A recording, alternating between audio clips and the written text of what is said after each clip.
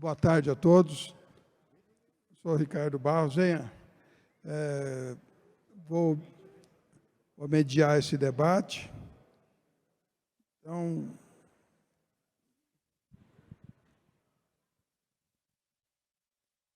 eu queria chamar o Bruno Rezende. Por favor, Bruno.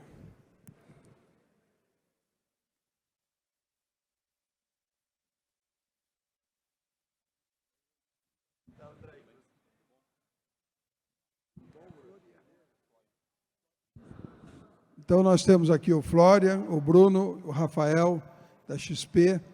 Vamos fazer uma fala sobre empreendedorismo e mercado financeiro, empregos e mercado financeiro. Eu sou o Ricardo Barros, fui prefeito de Maringá, 7 mandatos de deputado federal, fui líder do governo Bolsonaro no Congresso Nacional, vice-líder do presidente Lula, vice-líder do presidente Dilma, ministro da Saúde do presidente Temer, líder do governo Bolsonaro, relator geral do orçamento. Então, tenho lá uma vivência congressual bastante intensa e atualmente sou secretário de Estado da Indústria e Comércio do Paraná. Portanto, relacionado à atração de investimentos, à busca de ambiente de negócios, e nisso o Paraná está muito bem. Então, eu vou iniciar aqui os nossos painéis e vamos abrir para perguntas depois. Então, faremos aqui cada um faz a sua explanação e nós, em seguida, abriremos para as perguntas. E eu aqui, como sou mediador, não vou emitir opinião, vou apenas articular aqui as ideias dos nossos convidados. Então, vamos começar com o Rafael Furanetti, que é XP Investimentos. É tão injustiça que tem gente que sabe muito mais do que eu aqui. Tem o Florian, tem o Bruno, que são do setor, então, mas eu vou dar minha contribuição, mas depois eu tenho que aprender muito com vocês. Primeiro, agradecer o convite do deputado Ricardo Barros, ex-ministro, por ter nos chamado aqui para esse fórum, que ele, deputado da Vitória, é uma pessoa que a gente escuta muito no mercado financeiro, para poder fazer análise política e econômica. A gente tem que conversar com os parlamentares, e o deputado Ricardo Barros, ex-ministro, sempre foi uma pessoa do diálogo, disposta a falar sobre temas super difíceis, né, que é o que a gente tem que enfrentar, um tema de ajuste fiscal muito duro, que tem que ser feito, até porque o ajuste fiscal bem feito, ele beneficia em última instância, não a mim que estou no mercado financeiro, mas a dona Maria, o seu João, que estão lá na ponta, que eles não conseguem se proteger da inflação, do descontrole das coisas. Então, a política econômica bem feita, ela beneficia a população. E eu te agradecer sempre ao seu tempo de dialogar com a gente e estar disposto a debater esses temas. O tema de inteligência artificial, como a gente está olhando lá na XP e como a gente vê nesses últimos anos, eu sei que existe um grande medo das pessoas, né? Eu vou perder meu emprego para a inteligência artificial, ela vai substituir o humano. A gente diria que talvez você não vai perder seu emprego para a inteligência artificial, só que provavelmente se perderá esse emprego para alguém que sabe usar a inteligência artificial muito bem. Alguém que já viu aquele filme Homem de Ferro? Levanta a mão. O Homem de Ferro, ele tem uma armadura, não tem? Chama Mark. E ele põe a armadura dele, e a armadura faz diversas coisas que facilitam a vida dele, né? Então, calcula a melhor rota para ir daqui até ali. Então, com o input que o humano dá, ele vai conseguir fazer com que o trabalho do humano ele fique muito mais fácil. E é por aí que a gente vê a inteligência artificial atuando no nosso negócio e também atuando em favor do nosso cliente, né? E aí, deputado Ricardo Barros, a gente tem testado várias iniciativas dentro da companhia que são muito curiosas, né? A gente é uma companhia que vive de atender cliente, né? Então, obviamente que resguardada todas as leis de proteção de dados, né? Como é que você utiliza a inteligência artificial para medir o quão efetivo está sendo o atendimento àquele cliente, né? Então, estou falando com o Bruno aqui de renda fixa e o olho dele brilha, mas eu falo de renda variável, ele fica em dúvida. Então, qual que é o perfil desse cliente, dado a interação que ele está tendo com a gente, com essa leitura de inteligência artificial? É um negócio que, se bem usado, ele é poderosíssimo, né? Vamos pensar isso numa loja de varejo. Você entrou na loja de varejo, viu a vitrine, sua expressão facial, viu que aquele negócio caiu bem aos seus olhos, o vendedor chega, olha que bacana, vem experimentar esse produto que você acabou de ver. Então, você facilita muito a vida do humano na ponta, né? Então, a gente tem visto o uso de inteligência artificial na XP com uma série de benesses para o nosso cliente e para a nossa companhia. Quer ver um tema que a gente vem debatendo, que é um tema do momento, né, que o Roberto Campos Neto foi muito feliz em mostrar, aquele aplicativo que consolidará todas as informações dos clientes num aplicativo só, né, o Open Banking, né, para você ver onde você vai tomar um empréstimo mais barato. E aí, agora, mérito da Câmara dos Deputados, do Senado Federal, ter aprovado o Marco Geral de Garantias, mas lá atrás também o cadastro positivo, né? Então, como é que você utiliza a inteligência artificial para poder, a partir dos dados do cadastro positivo, entender o comportamento daquele cliente e dar para ele um crédito mais barato? Dá para fazer isso, né? A gente estava vendo um negócio que tem sido muito sucesso na XP. Ontem a gente já atingiu um número de 1 milhão de cartões de crédito na companhia. A gente tem 4 milhões de clientes, portanto, 25% da base da XP tem o cartão XP. Mas o que é mais legal do cartão XP é que a gente não abre o cartão no mar aberto, a gente cria uma série de regras para o cliente ter, até porque a gente está testando o produto, mas o negócio que tem sido muito positivo dentro da companhia é o limite do cartão de crédito que a gente faz de acordo com a base do cliente. Quem aí já teve que aumentar o limite do cartão de crédito? Mesmo com dinheiro na conta. Passou pelaquela experiência, ter o dinheiro na conta e não conseguir fazer a conta porque você não tem um limite. Pois é, o que a gente fez na nossa companhia? A gente enxerga todos os investimentos que o cliente tem com a gente, a partir daquilo, a gente dá o limite que o cliente quiser, e esse limite ele é automático, né? Então, outro dia, eu fui dar presente para minha esposa, com muito mérito, porque ela cuida, minha esposa também trabalha, ela é concursada, e também tem uma vida muito corrida, e eu fui dar um presente Dia das Mães para ela, e fui para o shopping só com o meu celular, né? E aí, quando você está muito ausente de casa, que é o nosso caso, né, que a gente viaja muito, trabalha muito, tem que dar um presente bom. Eu estava só com o celular, entrei numa loja para comprar um colarzinho para ela, e consegui pagar no Face ID do cartão da XP, e passou. Eu fiquei curioso, mas como é que passou essa compra? Mas porque, como você tem ali a sua face, o Apple validando, uma série de testes que a gente fez, que esse tipo de compra a gente conseguiu permitir no cartão XP. Então, isso é apenas uma das coisas que a gente tem feito lá, que com certeza vai facilitar a vida do cliente, vai melhorar a vida da companhia. E digo, você não vai perder seu emprego para a inteligência artificial, mas certamente você perderá para alguém que sabe fazer o uso muito bem dessa inteligência artificial. Eu vou parar por aqui, porque meus colegas sabem muito mais do que eu desse tema, e vou escutar aqui um pouquinho. Estou disposto também, deputado, a participar desse debate. Muito obrigado a todos e a todas. Parabéns pela iniciativa desse grande seminário de inteligência artificial. Obrigado, Rafael. Bruno, a palavra é sua. Olá, boa tarde, tudo bem? Me apresentar rapidamente. Bom, primeiro eu agradecer o convite aqui para participar desse debate. Me apresentar rapidamente, eu sou Bruno Rezende, sou um dos fundadores e CEO da For Intelligence. For Intelligence é uma deep tech nacional.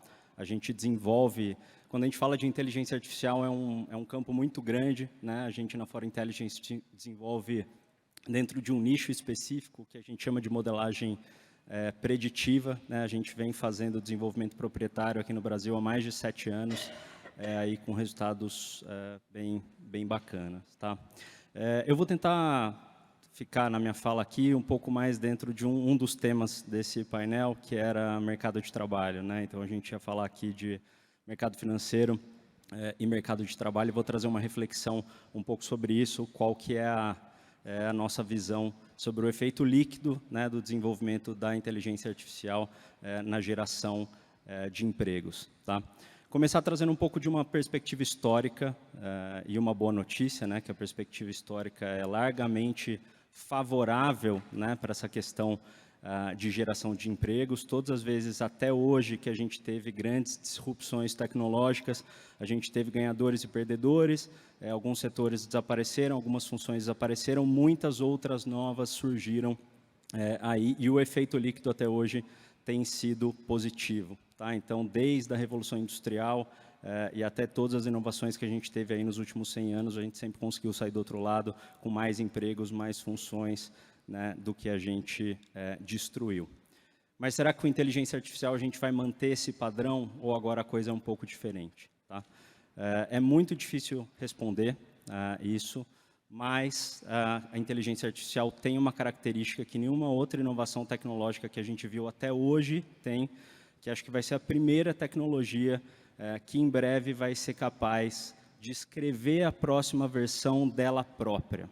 Isso é uma quebra de paradigma muito, muito importante e que traz uma característica diferente, como eu falei, de tudo que a gente viu até hoje. Tá? Então, quando a gente olha para o advento de inteligência artificial hoje, a única certeza que a gente tem é que a gente vai ter, sim, perdedores, a inteligência artificial ela é muito boa para substituir humanos em tarefas repetitivas, né? E vai deixar para os humanos tarefas que são mais ligadas a características inerentemente humanas, criatividade, empatia, pensamento crítico e assim por diante. Tá? Tem um trabalho muito legal, quem quiser ver, no Fórum Econômico Mundial, foi publicado em breve, que chama The Future of Jobs, e eles trazem ali um panorama muito legal de quais são as profissões e as áreas que vão ter ganhos, e quais são as áreas e profissões que mais vão perder. Né? E aí, acho que a gente tem mais de 100 ocupações lá e, basicamente, as ocupações que vão ter pior desempenho são justamente essas ligadas a trabalhos repetitivos e mesmo trabalhos repetitivos um pouco mais sofisticados. Tá? Qual que é a grande preocupação, e acho que é um alerta para o Brasil? Tá? Ainda que liquidamente a inteligência artificial seja positiva para a criação de empregos, os efeitos são muito heterogêneos entre segmentos e entre países. Tá? E países que concentram boa parte da sua força de trabalho nessas tarefas que vão ser substituídas, têm que ficar mais atentos e, eventualmente, podem sofrer um pouco mais. Tá? Esse, sendo muito transparente, é o caso do Brasil. Eu acho que isso não quer dizer, eu não quero trazer nenhum tom aqui muito alarmista, mas eu acho importante a gente realmente olhar com muito carinho para o que está acontecendo, porque a gente, como país, a gente precisa se preparar para essa onda que não vai ser pequena. Tá? A gente vai viver dentro de 10 anos em um mundo muito, muito diferente do que a gente vive hoje. E tem uma coisa que eu acho que é importante mencionar, que acho que quando a gente fala em inteligência artificial aqui, todo mundo pensa muito no ChatGPT, né, que está todo mundo usando para fazer uma coisa ou outra. A gente tem uma outra tecnologia que vale a pena ser mencionada, que é a computação quântica, que é algo que está sendo desenvolvido e vai quebrar o paradigma de computação que a gente tem hoje. Né? Inteligência artificial rodando em computadores quânticos, a gente vai ter aplicações, né, e casos de uso que a gente não consegue nem antecipar hoje. Tá? Isso não está tão longe de acontecer, e dentro de, aí, diria que uns 10 anos, a gente já deve ter a computação quântica num nível mais acessível, mais comercial, e a inteligência artificial em boa medida já sendo treinada e utilizada em cima de computadores quânticos. Tá? Então, só para trazer um ponto que eu acho que é importante aí de atenção. Tá? Aí outra coisa que eu queria trazer é um pouco uma discussão sobre hard skill e soft skill. Né? A inteligência artificial, de uma maneira geral, ela é muito boa para todas essas tarefas repetitivas e ela vai substituir, em boa medida, muitas funções que são ligadas mais a hard skill, a funções técnicas. Né? E sobra, de novo, para o humano essas funções cada vez mais que demandam características humanas, né? A gente vai ter, por exemplo, para citar um setor que deve ser largamente ganhador nessa história, serviços de saúde de uma maneira geral. A gente está mudando de forma muito importante a pirâmide etária e a gente vai precisar de cada vez mais gente, né, humanos trabalhando com humanos para dentro dessa parte de saúde, tá? Então, só para citar um exemplo, acho que de um segmento que vai ganhar bastante, vai ter muita oportunidade para trabalhos que são inerentemente humanos, tá? E eu queria, só para finalizar aqui, deixar uma provocação se a gente, como o Brasil, está preparado para o que está vindo, tá? E tem duas coisas muito importantes que acho que a gente precisa se atentar para a gente garantir que a gente vai conseguir ser liquidamente um ganhador dessa onda de inteligência artificial. Educação, isso é uma coisa muito importante, a gente precisa de uma revolução na educação do Brasil. Tudo disso, quando a gente está falando de soft skills, criatividade, empatia, capacidade de comunicação, pensamento crítico, são coisas que são muito desenvolvidas na educação básica e na educação fundamental. Tá? Isso é muito importante que a gente desenvolva e prepare a próxima geração para desenvolver essas habilidades. Tá? E quando a gente fala de hard skills, e aí cada vez mais a barra vai estar mais alta, se alguém quiser ter um cargo técnico de desenvolvimento dentro do mundo de inteligência artificial, o nível, a régua, vai ser muito mais alto no futuro do que é hoje, né? E aí a gente tem um papel muito importante, principalmente do ensino superior. Então, educação é um ponto fundamental. Outro ponto fundamental é mobilidade de capital, tá? Capital financeiro e capital humano. Como eu falei, quando a gente está falando de AI, a gente vai ter ganhadores e vai ter perdedores. Tá? Se a gente quiser ser liquidamente ganhador, a gente precisa deixar os recursos se movimentarem dos setores que vão perder para os setores que vão ganhar. Tá? E aí, eu acho que o maior inimigo de uma boa mobilidade de capital são políticas setoriais mal feitas, políticas setoriais que não olham todo e olham setores ali muito específicos. Tá? Então, acho que essa é a minha mensagem. Aqui, a minha ideia não é trazer um tom mais alarmista, pessimista, mas um tom realista. Eu acho que a gente tem que se preparar, porque a mudança não vai ser pequena. Tá? Obrigado.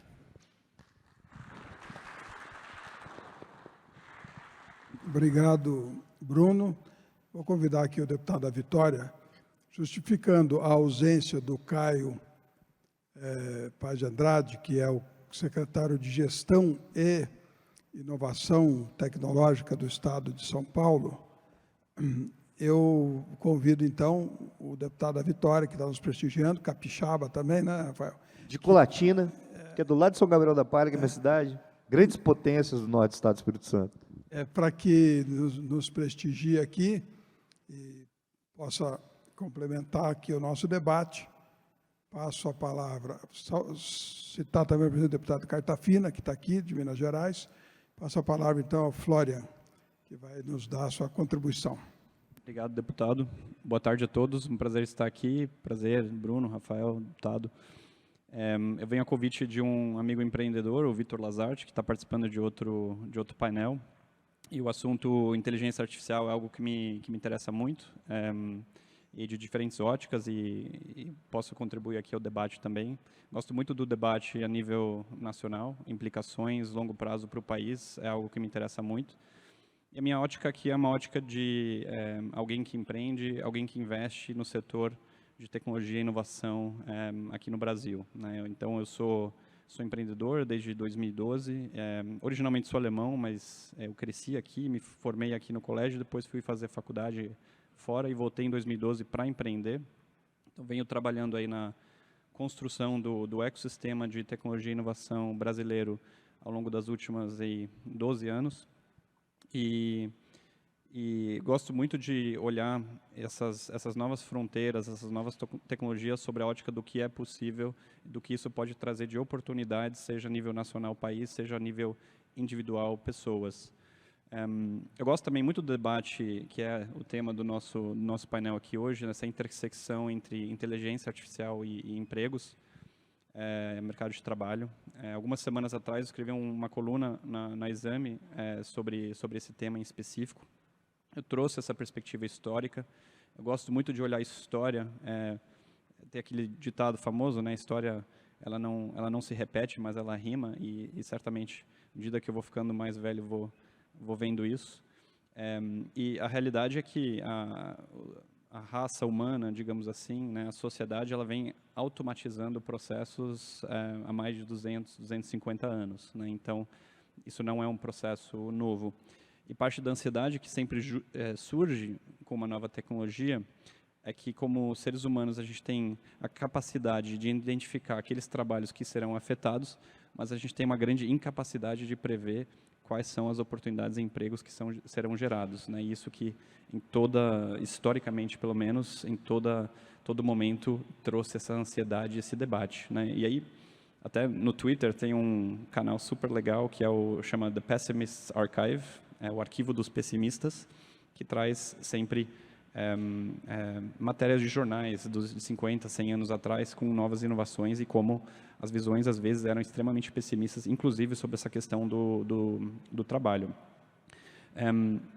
Um conteúdo que eu acho extremamente interessante, eu até trouxe isso no meu artigo, é o paradoxo de Jevons, que é um cientista que fez um estudo super interessante, e a tese dele é que uma introdução de uma nova ferramenta e com uma produtividade maior, muitas vezes mais do que eliminar empregos ou demanda por empregos, na verdade aumenta a demanda por aqueles empregos. E um exemplo clássico é o Excel, né? Eu acho que pré-Excel, né, fazíamos na caneta, no papel ali, talvez uma calculadora, e certamente a demanda por analistas financeiros hoje é muito maior do que para a introdução do Excel. Então, é uma ferramenta que traz um pouco desse paradoxo, né? E também existe a falácia do trabalho finito. Na verdade, isso também tem toda uma teoria interessante por trás, mas eu gosto muito de analisar essas inovações sobre a perspectiva histórica. E aí, como Canary, fundo do qual eu faço parte, sou sócio, e a gente faz o quê? A gente aposta em empresas de inovação, de tecnologia aqui no Brasil. A gente aposta muito em casos como o do Bruno. A gente acredita que, a partir do Brasil, nascerão líderes mundiais dentro de vários segmentos. Para nós, inteligência artificial é somente uma forma nova, melhor de escrever software.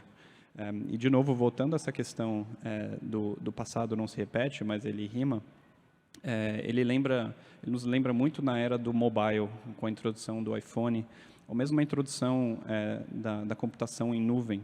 Né? Antes, servidores eram físicos, é o que a gente chama de on-premise, isso migrou para a nuvem, e isso sempre traz uma série de consequências muito, muito interessantes para o venture capital, para o empreendedor.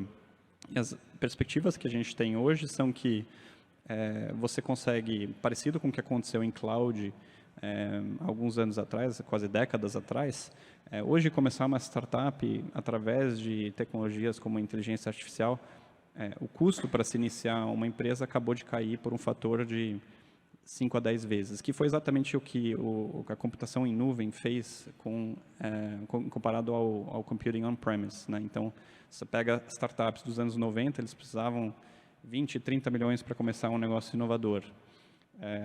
Alguns anos depois, você precisava 2, 3 milhões para começar um negócio. Hoje, uma pessoa com uma boa ideia e nenhum capital pode, teoricamente, construir um negócio com alcance global. Então, a gente acredita que isso abre uma série de possibilidades, uma série de potenciais fronteiras para o indivíduo, para o país, que a gente acha que são muito inovadoras. E aí, talvez trazendo por fim esse exemplo do Excel, uma das aplicações mais claras de inteligência artificial no dia a dia, hoje já gerando produtividade e valor, em desenvolvimento de software. Né? Então, quando você pega o modelo de copiloto do desenvolvedor que está escrevendo o software, ele consegue ser mais produtivo através da assistência de inteligência artificial, isso é uma realidade que já acontece hoje. Isso não é uma promessa de automação, isso é algo que as empresas hoje já estão usando em diferentes níveis, mas no meu mundo já faz parte do dia a dia das companhias. Aí você me pergunta, a demanda por desenvolvedores no país ou no mundo está caindo? Não, muito pelo contrário. A demanda está subindo, porque o volume e a massa de automação e digitalização para ser feita é tão grande que isso mais do que excede a capacidade de automação via inteligência artificial. E eu não tenho os últimos números, mas até a computação em nuvem, né, que teve um impacto relevante no nosso mundo, nos nossos negócios e tudo mais, hoje ainda representa uma porcentagem ínfima da quantidade de computação no mundo. Então, até uma tecnologia que 20 anos atrás trouxe todas essas potenciais inovações, ainda hoje tem espaço para crescer. Então, certamente uma visão mais otimista, uma versão mais olhando para o futuro, mas a gente acredita como Canary que grandes empresas nesse setor, usando essas tecnologias, escrevendo software dessa forma, nascerão a partir do Brasil, que poderiam ter nascido na era do mobile também, né? Um dos fundadores do Instagram é um brasileiro, só que a empresa nasceu em São Francisco, em 2010. E por que nasceu lá? Nasceu lá porque não existia capital humano e financeiro para viabilizar uma empresa dessas nascer no Brasil. E a gente acredita que hoje, 2023, essas condições certamente são diferentes e a gente trabalha todos os dias para viabilizar isso acontecer aqui no país. Obrigado. Obrigado, Florian. Vou passar a deputada Vitória fazer seus comentários. Edu.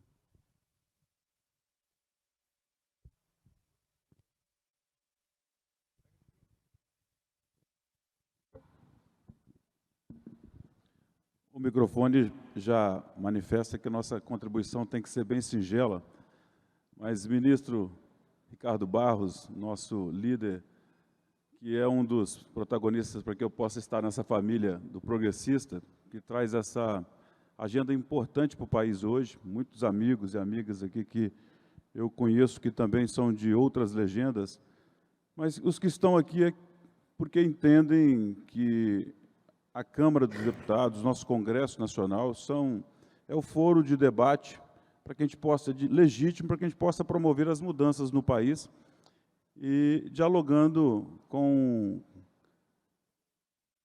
as empresas, os setores, os especialistas que entendem de determinado tema. E inteligência artificial é um tema do momento no mundo e o Brasil ainda um pouco atrás de muitos outros países. E, cumprimentando aqui os nossos palestrantes, com o apoio do nosso deputado Ricardo Barros, eu presido e fui reconduzido agora pelo nosso presidente Arthur Lira ao Centro de Estudo de Debate Estratégico. Eu sou presidente na Câmara, é um colegiado de parlamentares, e uma grande parte deles são parlamentares que têm interesse de trabalhar um estudo, que nós temos uma consultoria de excelência na Câmara. Isso nos dá a oportunidade de encontrar vários especialistas de várias áreas para poder entregar para a sociedade brasileira um bom estudo. E temos muito voltados à tecnologia, voltados à inovação, voltados à inteligência artificial. Um deles são cidades inteligentes, que foi feito lá uma bela contribuição para a sociedade. E eu tenho sido buscado por vários agentes, inclusive pelo governo federal. A ministra Luciana, de Ciência e Tecnologia, convidou o Centro de Estudos. Estivemos recentemente na Suíça, visitando o CERN, né, o maior acelerador de partícula que tem.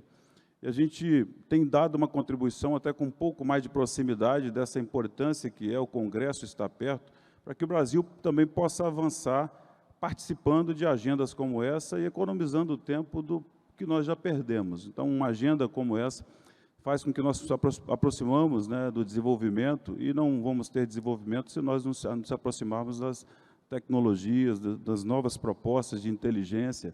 E a Câmara dos Deputados tem promovido esse debate. Hoje, eu acredito que aqui no nosso encontro, nós estamos dando um reflexo para o Brasil, como que nós podemos fazer com que aqueles que estão de uma legenda partidária, e a nossa Fundação Newton Campos promoveu esse encontro, que eu tenho certeza que vai ser um embrião para que a gente possa dar muito mais oportunidades. Meu conterrâneo sabe muito bem, né, do que nós precisamos na nossa região. O pai dele foi um dos maiores empresários de confecção do nosso país, lá em São Gabriel da Palha. E há um tempo atrás, com todo o talento, com as peças de roupas que eram exportadas para o mundo, mas principalmente para aqui, para São Paulo e para o sul do país, a gente tinha elas chegando numa qualidade semelhante, mas um terço do valor da China. Isso porque nos falta, além de trabalharmos as reformas que nós estamos dando a contribuição, estarmos mais perto da tecnologia para que a gente possa ter competitividade e fazer com que o nosso produto também seja no valor competitivo. E eu não tenho dúvida, eu tenho certeza que passa por agendas como essa. Então, o presidente, nosso líder, Ricardo Barros, a oportunidade de estar aqui, para mim, seria para poder ouvir. Vim aqui, sentei, estava compenetrado aí no Bruno, que tem o nome do meu filho também, na sua fala, e todos vocês. Mas eu entendo que, nesse momento, nós estamos na prerrogativa de poder falar por muitos, né? Independente de ter qualquer especialidade, o parlamentar, ele pode se associar àqueles que acreditam, àqueles que têm uma proposta, àqueles que têm uma ideia, e a gente transformar com o nosso mandato, contagiando os demais, fazer com que isso possa virar regra e a gente possa sair do atraso que nós sempre tivemos em relação a essas iniciativas. E é por isso que é o motivo da nossa presença aqui, poder fazer parte aqui dessa mesa de debate, desse painel. Para mim é muito importante estar mais próximo de vocês, porque essa é uma agenda, a primeira de muitas outras que eu tenho certeza que a nossa fundação vai promover para o nosso Brasil. Obrigado. Obrigado, da Vitória. Como presidente do Centro de Estudos Estratégicos da Câmara, sua contribuição seria sempre positiva em qualquer das salas de debate aqui do nosso evento. Eu estive recentemente lá no Vale do Silício, visitamos Uber, Google, várias empresas, numa comitiva de parlamentares lá do Congresso Nacional, e tivemos a oportunidade de ser recebidos, obviamente, por vice-presidentes, presidentes dessas empresas, eu fazer um debate muito claro, muito próprio, sobre os desafios que nós temos na questão da informação, né, do impacto da tecnologia na vida das pessoas. Quando estive em Israel 5 anos atrás, como ministro da Saúde, essa questão, eu fui numa startup de diagnóstico de mamografia. Então, eles pegaram 1 milhão de mamografias com seus respectivos diagnósticos, botaram no computador, aí você tira a mamografia, sai o diagnóstico automático, né? Então, esse tipo de trabalho é que nós vamos ter uma substituição até mais eficiente, eventualmente, com menos risco de erro do que a leitura humana da mamografia. Então, são muitas possibilidades que nós temos aí de desafios pelo futuro. Eu vou passar aqui para o Rafael uma repescagem, porque ele falou primeiro, e agora vai poder dar uma arredondada, e também porque mais pessoas chegaram, e o Rafael, que é sócio da XP, deu a sua colaboração inicial, mas agora, com o insight dos demais, eu quero que ele dê mais uma contribuição, e aí abrirei para as perguntas que vocês poderão fazer a qualquer um dos nossos debatedores. Obrigado, ministro. Você falou, Florian, um negócio muito legal do Twitter do pessimista, né? Como é que é o nome? É o Arquivo dos Pessimistas. Arquivo dos Pessimistas, né? E aí, todo mundo lembra aqui, quando a gente estava chegando perto dos anos 2000, que ia ter o bug do computador, né? O bug do milênio, né? Então, cedo ou tarde, essas coisas vêm. E o Bruno fez provocações muito interessantes, que aqui nesse fórum, deputado da Vitória, é importante a gente colocar, porque aqui começa a se formar a política pública. Então, dois importantes parlamentares aqui. Então, vamos partir do pressuposto de que inteligência artificial é um negócio que veio para ficar e vai ficar. Tem um lado bom, tem um lado ruim. Hoje de manhã a gente estava abordando aqui a questão de fake news com inteligência artificial em eleição. Pode ser um grande problema, né? Porque hoje você consegue fazer a imitação da voz e da face da pessoa por inteligência artificial. Então, imagina, da Vitória, você lá em Colatina, na sua eleição, um dia antes da votação, espalha uma fake news com sua cara, com sua voz, até você desmentir isso, provavelmente você vai ter perdido a eleição ou ter impactado muito na sua votação. Então, são temas que a gente vai ter que tratar na regulação para que isso não aconteça, para que isso não fira a democracia. Por outro lado, as vantagens que a inteligência artificial traz para o trabalho das pessoas são enormes, né? A gente estava lá testando na XP, agora, Florian, a Microsoft ela já vai jogar, eles estão testando o pacote de dados do Office com inteligência artificial. Então, o Word ele já começa a te corrigir, o Excel ele começa a corrigir as falhas das fórmulas, né? Eu lembro que quando eu saí da faculdade, a moda... Quando eu entrei na faculdade, você tinha que fazer o curso de inglês, né, do CCAA, que tinha lá em Colatina, em São Gabriel. Mas quando eu saí da faculdade, a moda era fazer o curso de programação da Impacta Informática, né, que ficava ali na Avenida Paulista. E aí depois a moda virou programar Python e agora é inteligência artificial. Então essas coisas elas vão ampliando, mas no final das contas, bem usadas, elas facilitam demais o trabalho dos colaboradores e a experiência do cliente. E aí, Bruno, o teu ponto ele é muito válido, porque a gente vai criar oportunidades em setores, por outro lado, a gente vai perder em outros setores. Por exemplo, um grande empregador do Brasil hoje é o setor de call center, correto?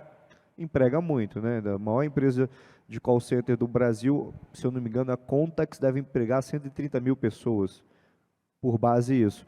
Com a inteligência artificial, você vai conseguir melhorar o processo de interação do cliente com o call center para você ter menos complexibilidade, então talvez você vai precisar de menos atendentes de call center. Por outro lado, vai precisar de mais programadores. E aí a notícia boa que para você formar um programador, não necessariamente esse cara precisa fazer 5 anos de faculdade. O programador é meio que jogador de futebol. Se ele levar jeito e você der um bom curso para ele, ele vai se tornar um bom programador. Então, por que talvez que a gente aqui na formação de política pública, deputado da Vitória, ministro Ricardo Barros, a gente não estimule celeiros de formação de programadores pelo Brasil? A gente tem um exemplo muito feliz aqui no nosso país, que é o Porto Digital em Recife, do Silvio Meira. É um grande polo de formação de programadores no Brasil. Então, por que não a gente levar essa boa experiência do Recife para outras cidades do país? Talvez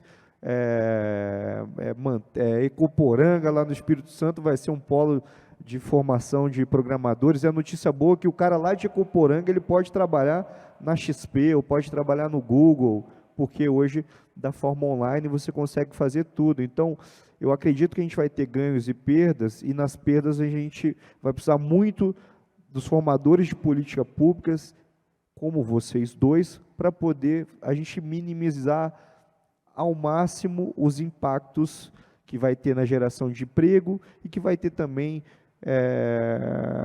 na questão dos desafios de você preservar democracia, boa política e por aí vai.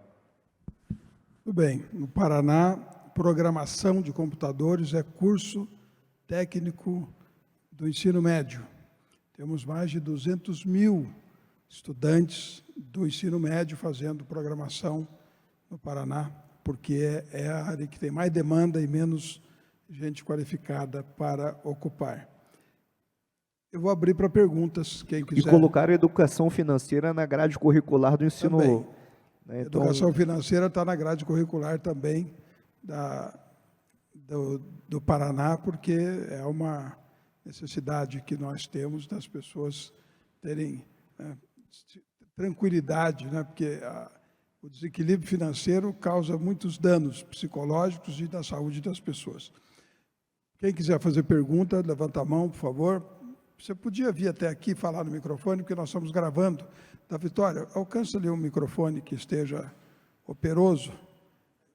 Aqui do lado da Vitória. Pega o microfone e fica ali naquele cantinho para as pessoas te verem lá. E pode deixar daí o microfone no chão aí. Pode falar. Boa tarde. Boa tarde a todos. Até anotei aqui as perguntas, porque foi bastante rico o conteúdo que vocês passaram. A primeira pergunta vai um pouco na linha do que o Rafael estava falando agora, da questão da política pública. Como é que você faz a revolução que o Bruno falou?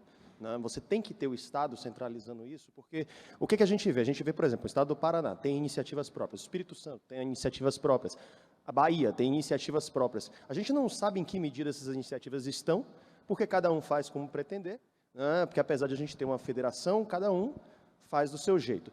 Como é que tem que ser? vamos dizer assim, a União tem que entrar e encampar esse projeto? Vocês acham que tem que ser uma coisa que, de certa forma, a iniciativa privada tem que estar mais unida também, e não cada um fazendo do seu jeito? A segunda pergunta seria, hoje, quais as habilidades e conhecimentos, né? Vocês falaram já de programação, mas quais são as habilidades e conhecimentos que vocês acreditam que a formação dos nossos jovens e crianças tem que ter para poder encarar essa revolução da inteligência artificial? E também dos adultos, né? A minha geração, por exemplo, a gente já passou aí por 1, 2, 3 revoluções, a gente vai encarando, mas até onde vai dar, eu não sei.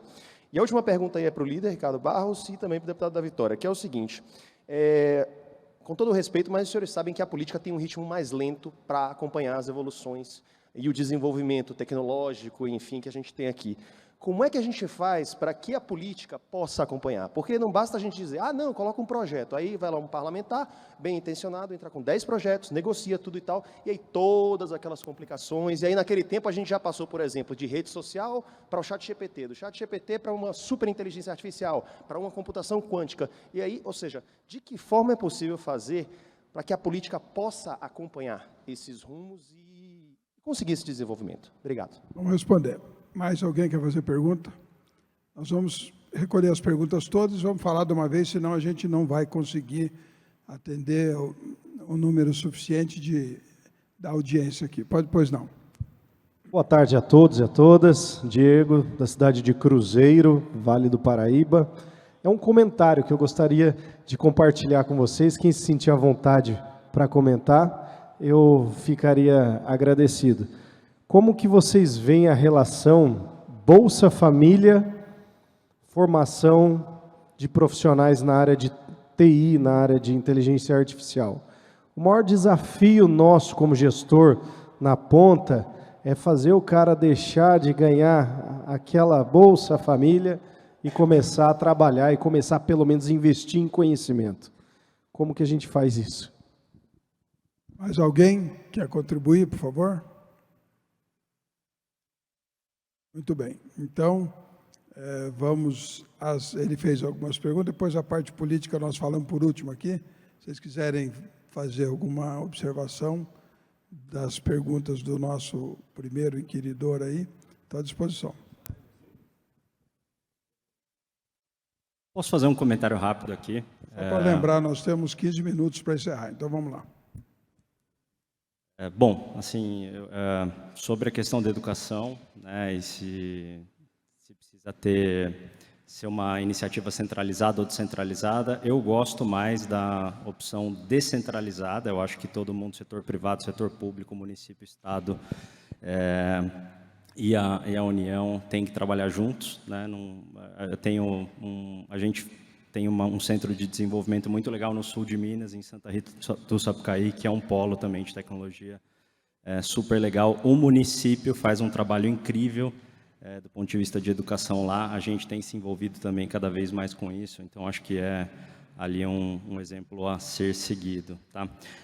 E eu acho que, assim, minha visão como empresário, eu concordo com tudo que o Florian falou. Eu acho que hoje a gente tem um ambiente muito mais propício para desenvolvimento de novas empresas, novas soluções no Brasil, e o que a gente precisa é que o governo não atrapalhe, né? E voltando um pouco do que eu falei de políticas setoriais, que isso é uma coisa que traz, em geral, muita insegurança. A gente nunca sabe, a gente nunca consegue planejar, né, para os nossos negócios aqui com um horizonte muito longo, né? Então, acho que tem que evitar o máximo possível gerar distorções, né? Deixar o capital financeiro e humano se alocar para os setores, né, que vão trazer mais retorno. E eu acho que o esforço de educação tem que ser conjunto aí para todos. Tá? Então, com relação à primeira pergunta, acho que essa é um pouco da minha visão. A primeira coisa que eu te deveria fazer aqui, deputado Ricardo, é perguntar se é Lucas, né? Se o Lucas é filiado ao Progressista, né? Lucas é filiado, Lucas? Então tá aí alguém para você trazer para a política, que convidado. Falou bem, então então parabéns aí. Eu pensei a mesma coisa. Né? Né? Olha, eu acredito que as boas políticas públicas a gente tem que pegar e copiar, né? Tudo que é bom se copia, né? Você tem a questão do ensino em tempo integral de Sobral, a própria Escola Viva no Espírito Santo, né? Tem sim esse exemplo de Santa Rita do Sapucaí, que é muito bom. Eu tenho um sócio que é de lá, como Porto Digital no Recife, então eu não acredito em nada muito centralizado, eu acredito que o que é bom se copia. Obviamente você tem que organizar isso para a gente não fazer o mais com menos, tá? Mas burocracia não é uma palavra legal para nenhum ambiente de negócio, não acredito nisso. Aí sua segunda pergunta, me relembra aqui, Lucas.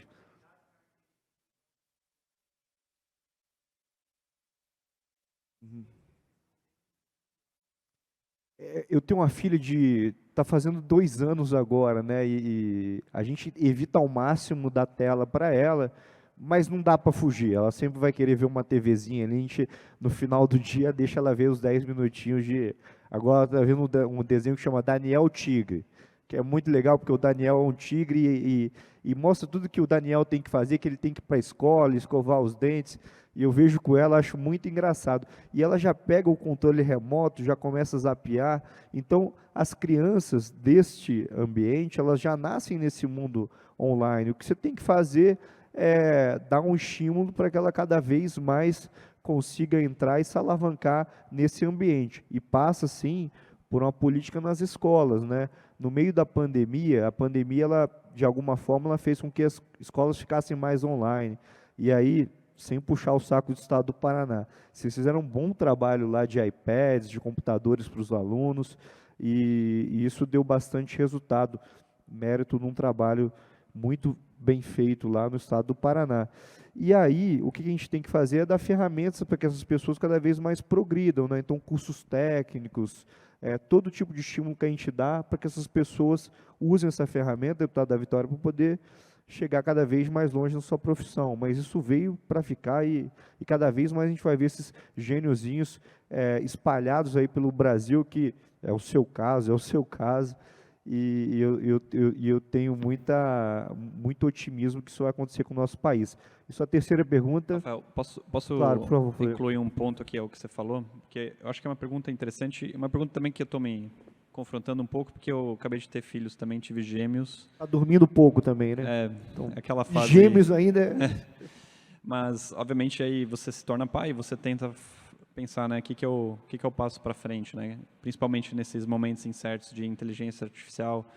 Será que meus filhos vão fazer faculdade? Não sei. Hoje eu não apostaria se isso vai acontecer ou não.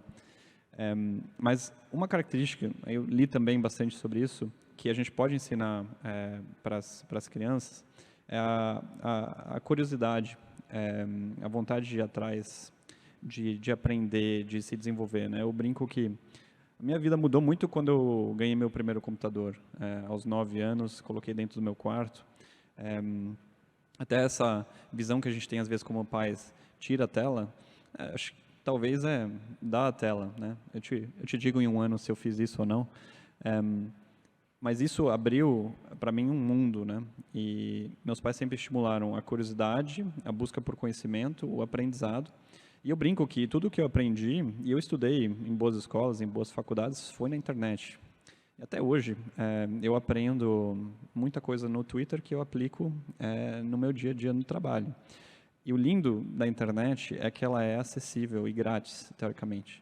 Acho que é claro que a gente tem que pegar isso no contexto não meu, um contexto de uma pessoa que teve um certo status, um certo privilégio, e colocar isso num contexto de um Brasil muito diverso, onde muitas famílias não têm como providenciar essa estrutura, mas se a gente conseguir providenciar a estrutura, a ferramenta e estimular a curiosidade, na verdade, muito da inteligência artificial é você interagir com a máquina em prol de um resultado, né? Então, o skill é menos programar hoje em dia e mais ser curioso de como eu resolvo um problema.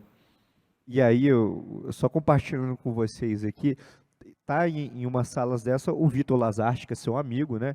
Que é criador da Wildlife. Wildlife, E eu estava perguntando a história de vida dele, né? E ele contando que é engenheiro, sempre gostou de programar, e o primeiro jogo que ele fez, só para vocês terem ideia, a Wildlife é uma empresa que foi avaliada em 3 bilhões de dólares em 2019, e ele criou a companhia do zero, e o primeiro joguinho que ele criou foi da seguinte forma: ele colocou no YouTube como fazer um jogo para celular, e a partir daí ele começou a criar a empresa. Então, vai na sua direção. Essa história é verdadeira. Ela é verdadeira. Eu lembro, e o deputado vai ratificar isso, né? No interior a gente não tem TV a cabo, né? Você tem aquelas parabólicas, era da Telesat na época, e aí todo domingo, deputado Ricardo Barros, passava um programa do doutor Laí Ribeiro, que falava de empreendedorismo, e eu assistia, porque era domingo, perto do horário da missa ali, a gente estava se arrumando para ir para a igreja, e aquilo me ajudou muito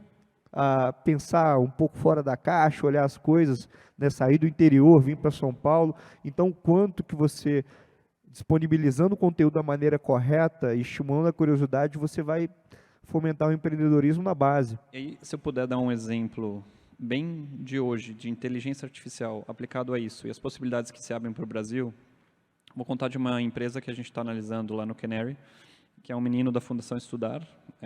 Ele desenvolveu um aplicativo que, na verdade, é um contato no WhatsApp para você falar inglês com a sua celebridade favorita. E qual que é o grande insight, né? Você consegue, em qualquer ponto do Brasil, levar um professor particular nativo de inglês para interagir com uma criança, com um jovem, com uma pessoa. O custo disso ainda não é baixo o suficiente para a gente conseguir levar isso para a população inteira, mas vai chegar lá. E hoje você não tem acesso a isso, né?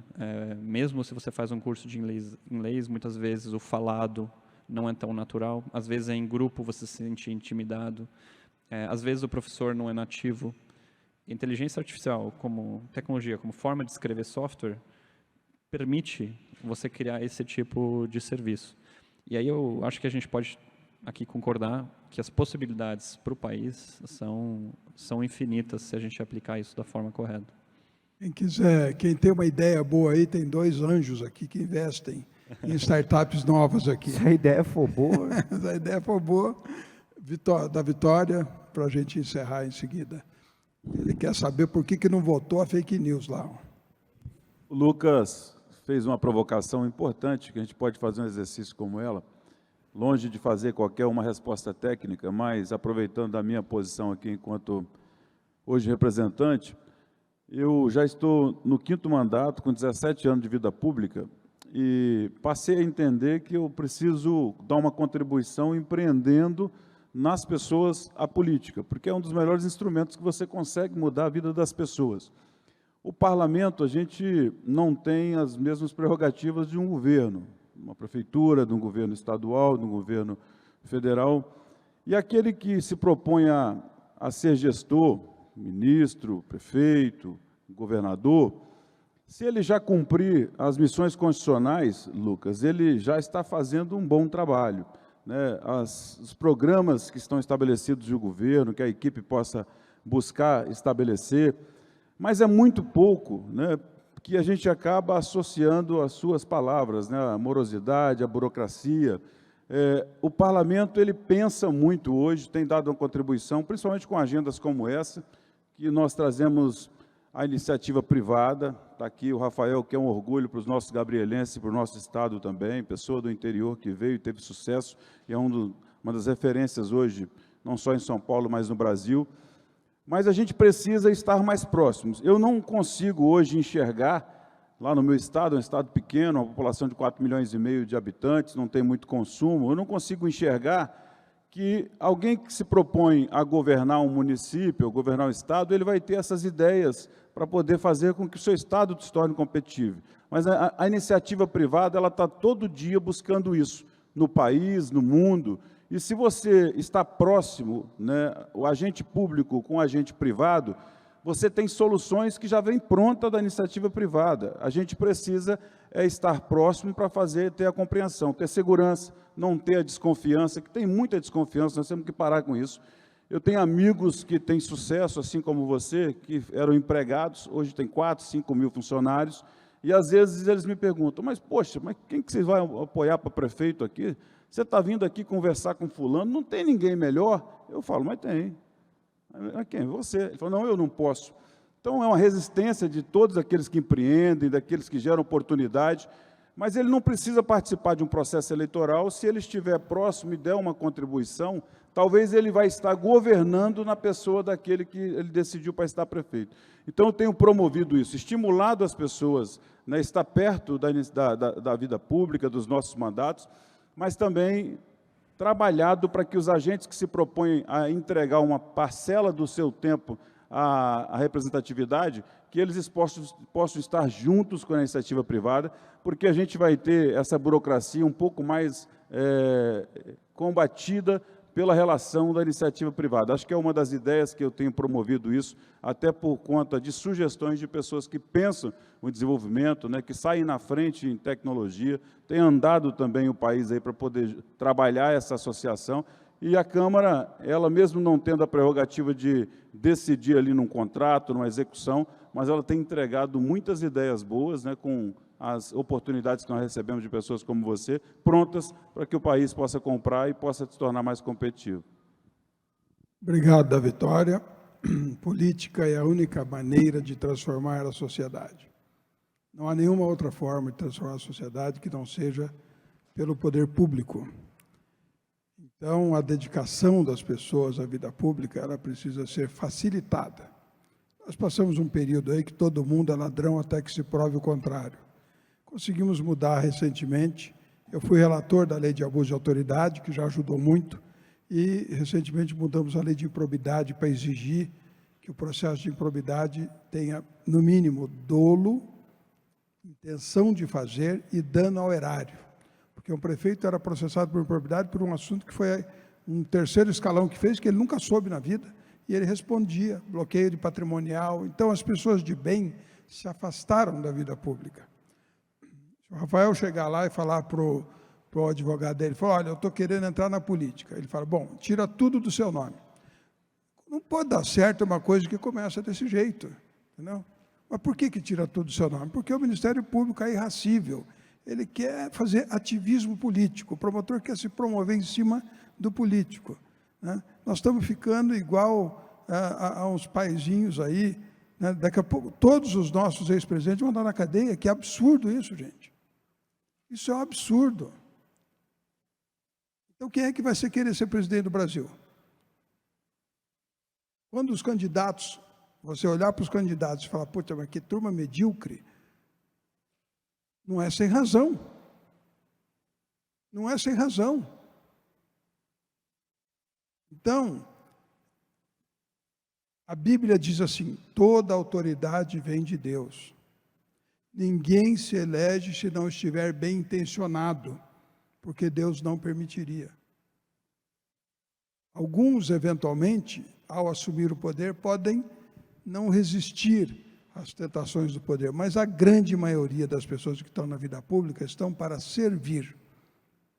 A política é para a mãe, o pai, que só a escola pública de qualidade pode lhes dar a esperança de que seu filho vai ser melhor do que eles. Só tem esse caminho para eles. É o pai de família que precisa do remédio do médico no posto de saúde, porque nem todo mundo no Brasil tem uma carteira para pendurar um atestado. Ele trabalha de dia para comer de noite. E se ele não trabalhou de dia, ele não vai comer de noite. A mãe que quer ajudar a renda familiar, e precisa ter uma creche de qualidade para o seu filho. É para isso que existe o poder público. Porque os outros, nós só pagamos imposto, a gente não usa escola pública, transporte público, não usamos nada público. A gente só contribui. Então, é preciso consciência das pessoas e um pouco de gratidão. Quem cresceu, quem formou um grande patrimônio, quem nem precisa mais se esforçar para ter o resto da sua vida uma boa vida, podia dedicar o seu tempo para resolver os problemas daqueles que sozinhos não podem resolver os seus problemas. Então, fica aqui um convite a todos, nós estamos num evento partidário, escolham seu partido, cujo programa partidário tenha mais afinidade com o seu pensamento. Esse aqui é um evento da Fundação Milton Campos, que tem verba do partido para difundir o programa do partido, as ideias do partido. Então, fica todo mundo convidado a participar da vida pública, né? Todo mundo convidado a fazer como eu faço, lutar contra o ativismo político do judiciário, que quer se promover em cima de atacar quem está em posições de destaque. Nós temos a obrigação de fazer com que o ambiente do servir à comunidade seja um ambiente afável para pessoas competentes e bem-sucedidas. As prefeituras são, na maioria das vezes, as maiores empresas da cidade. O maior empregador, o maior investidor, o maior gerador de riqueza. E quem é o diretor-presidente dessa maior empresa? Quem são os diretores, secretários municipais dessa maior empresa? Tem que ser pessoas qualificadas. É a maior empresa da cidade. Mas não é o que acontece. Porque, ao longo do tempo, nós criminalizamos a política. Então, fico aqui esse meu comentário, porque tudo que nós estamos falando aqui, por que não votou a fake news? Porque a sociedade não permitiu. O deputado, por que ele não vota uma matéria? Porque a base dele o pressiona contra. A CUT já fez um seminário de inteligência artificial, a CGT, a Força Sindical, para falar, vamos adequar nossas convenções coletivas à nova realidade? Nem pensar, eles vão resistir até o último dia para mudar uma vírgula na convenção de trabalho deles. Não vão querer proteger o seu mercado. O Uber acabou com os táxis ou não? Não, o táxi hoje, você chama um Uber, estava na Coreia, semana passada, chamei Uber, chegou um táxi. Entendeu? Então, fica aquele ambiente de que não, isso vai... Não é assim que funciona. Hoje tem muito mais gente trabalhando em transporte individual, ganhando a vida fazendo isso, né? Não acabou com a categoria do taxista. Mas, até eles descobrirem isso, resistiram bravamente. E aí eles pressionam o parlamentar, o vereador, o prefeito, para não mexer, não mexe no nosso queijo aqui, né? Então, gente, é isso. O grande desafio é a mudança. Todos têm resistência à mudança. Não tem ninguém que tenha resistência à mudança. Todo mundo quer ficar na sua zona de conforto. Então, neste seminário sobre inovação e inteligência artificial, nós temos esse grande desafio, né? Fazer com que as pessoas enxerguem isso como oportunidade e não como risco. Nós começamos 14h05, encerramos 15h05, dentro de nosso painel de 1h30. Muito obrigado a todos vocês.